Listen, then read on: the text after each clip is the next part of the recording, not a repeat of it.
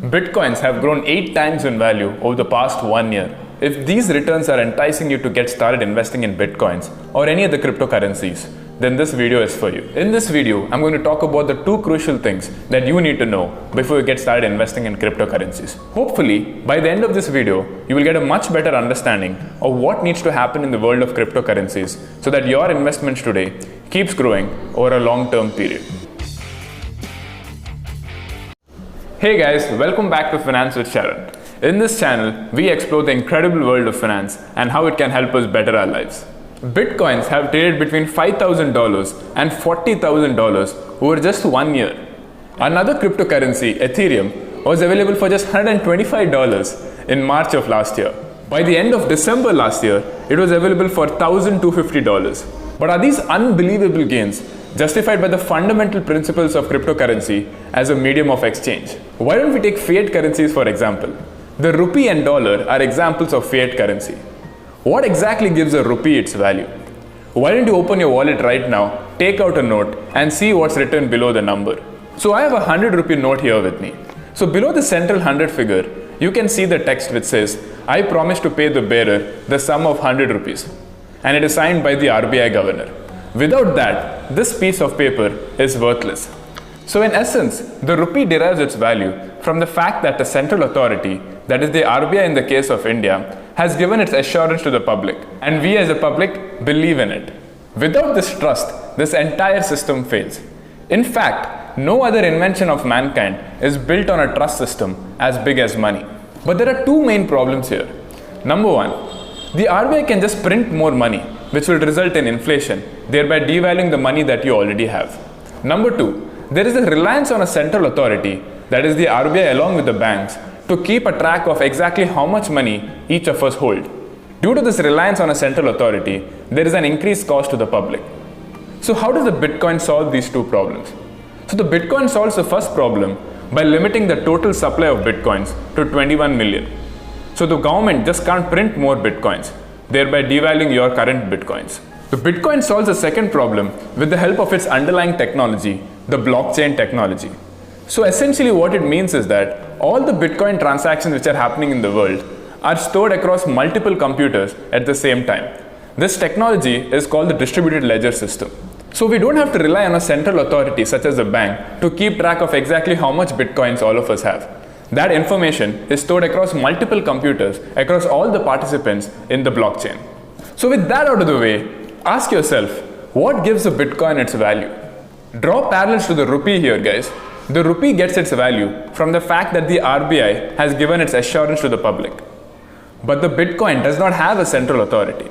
So the only way it can get its value if it is used as a legal tender of exchange. Meaning, if people actively use it to buy and purchase goods of value.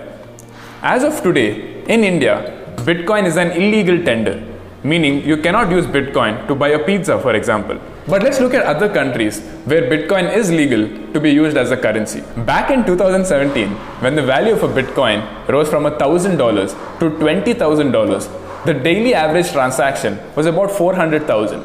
Fast forward to 2020, when the value of a Bitcoin rose to $40,000, the average daily transaction was only 300,000. So it is lesser than what it was in 2017. From this we can conclude that the usage of Bitcoin as a legal tender has not increased. So now let's look at the number of unique users who are using Bitcoins. Back in 2017, the number of unique users of Bitcoin was about 800,000 or 8 lakh. In 2020, that number rarely crossed 700,000. So as you can see here, the soaring prices of Bitcoin is neither backed by the increase in the volume of transactions or increase in the number of unique users. So then why is it increasing? For this, we need to understand how the underlying technology was built. So guys, here is where it gets a little bit messy. So please bear with me. So every Bitcoin transaction which takes place needs to get validated. And in order to validate this transaction, a complex mathematical problem needs to be solved. And the people who solve these complex mathematical problems are called miners. They use powerful computers to solve these problems. And in exchange for their hard work, they get rewarded with Bitcoins. Now this reward keeps getting halved for every 4 years. So it began with 50 Bitcoins way back in 2009. Today, the reward for mining is only 6.25 Bitcoins. So the sudden decrease in the mining reward every 4 years affects the demand-supply curve. meaning there is less bitcoins coming into the system than the demand for the bitcoins. So as a result, it results in a temporary upshoot in the value of the bitcoins, which is what we are currently seeing. Back in 2017, after this halving phenomenon, there was a 10-fold increase in the value of the bitcoins. But in the very next year, the value of the bitcoin fell by over 80%. This incident is not talked about today, but I remember it very well since even I had burnt my hands in 2017. So what should you do? I'm sure you must be having at least one or two friends who have recently invested in bitcoins and have doubled or tripled their initial investment. Hearing these stories makes it very enticing for us to get started investing in bitcoins as well. But please remember guys, the allure of bitcoins is the very fact that it is so volatile.